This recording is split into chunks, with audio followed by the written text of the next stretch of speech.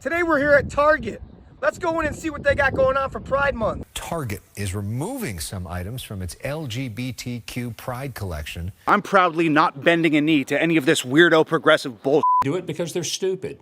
They don't understand that their core business is not offending half the people of America. They're scared, and they should be.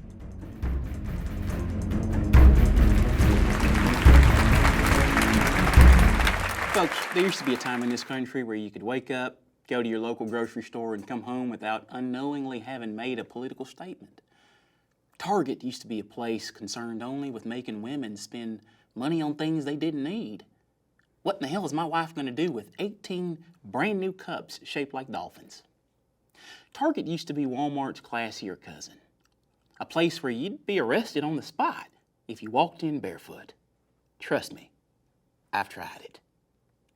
But as of recent, our friends at Target have been accused of going woke.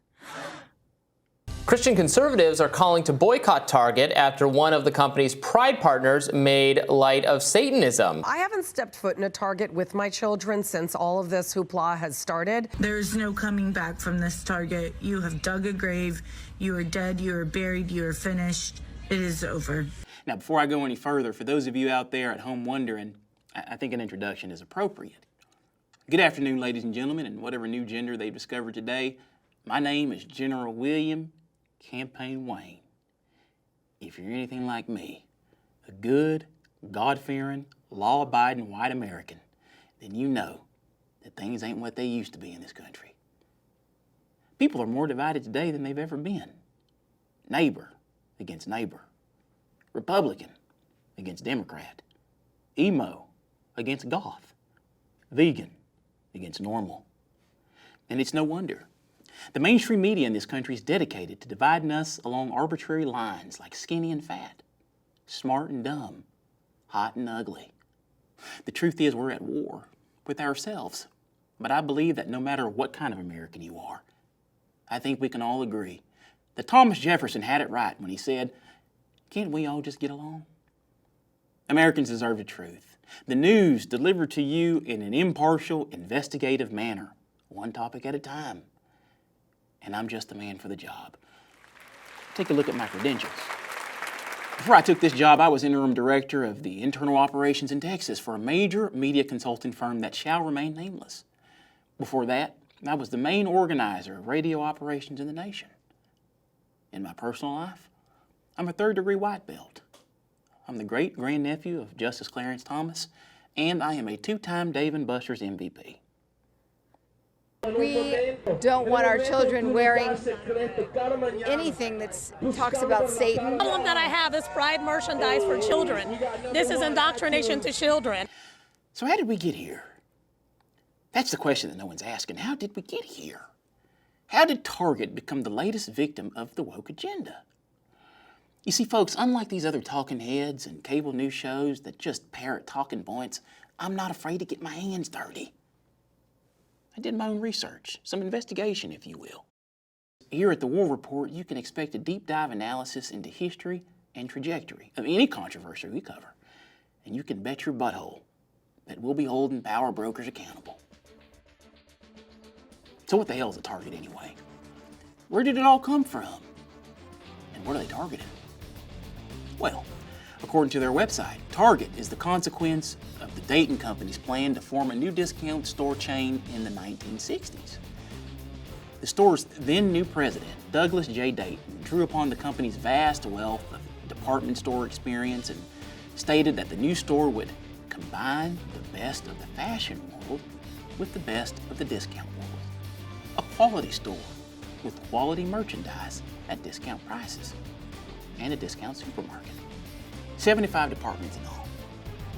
Now, by the 1990s, Target expanded from just one store in Roseville, Minnesota to 400 stores across the country. Today, it is the 7th largest retailer in the United States and a component of the S&P 500 index, operating in 1,948 stores throughout the United States. My name is Mark, and I've been kidnapped from my job. I literally have no idea what's going on. Folks, I have with me this afternoon a very special guest.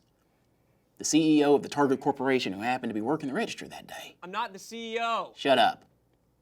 And he's agreed to sit down with me for an interview man-to-man so we could discuss the controversy at hand. Ladies and gentlemen, the CEO of Target is our very first ever enema of the state.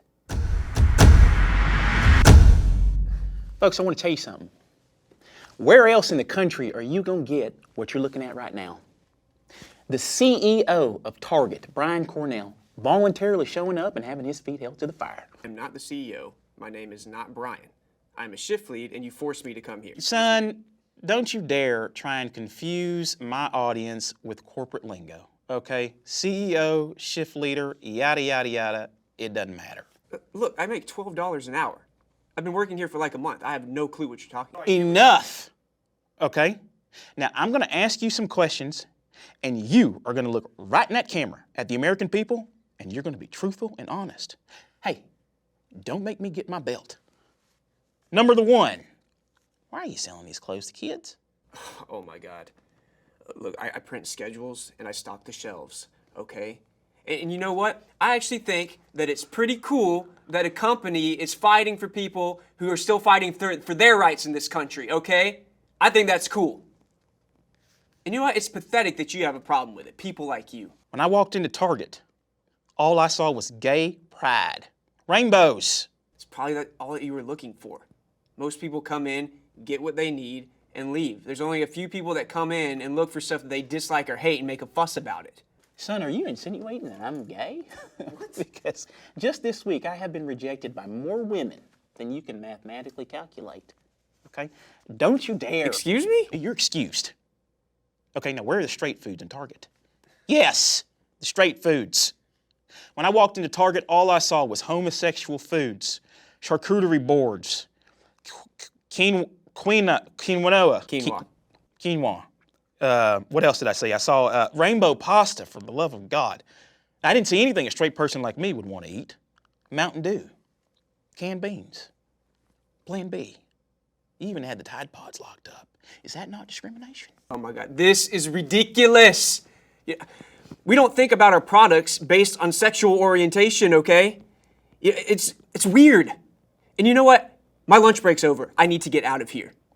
You don't have anything to say for yourself. Millions of Americans are furious with you because you're selling gay socks to kids. Look, my only defense is that all kids deserve representation, and it's probably best that grown men like you stay out of it. And you know what? Actually, do you have any kids? No, I do not. So don't you find it a little bit weird that you kidnapped a man and spent 30 minutes harassing him about kids' clothing? You know what?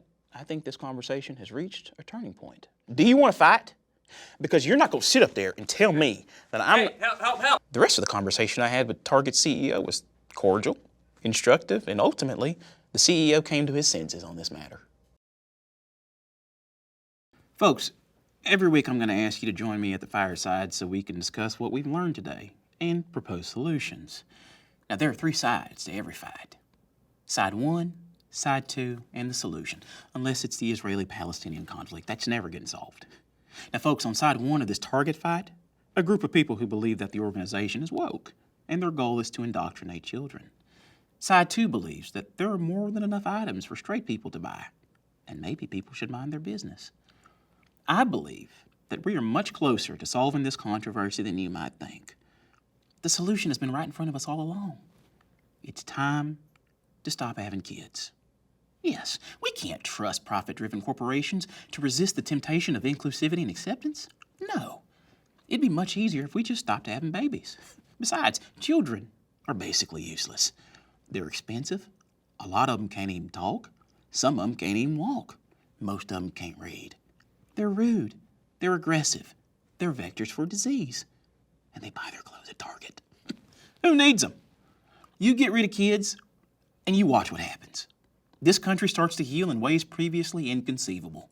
No more exorbitant child care fees, no more measles, mumps, or rubella, and we can finally put punks like Dora the Explorer and Coco Melon exactly where they belong, in the unemployment line. In this first of many battles that we're documenting in this war for the soul of our country, I propose a truce. Target, you get rid of the rainbow clothes. In exchange, we'll get rid of the kids. There's no need to thank me, folks. Now, that's my time for today. I'll be back here next week as we take on the Hollywood strike. Somebody get him.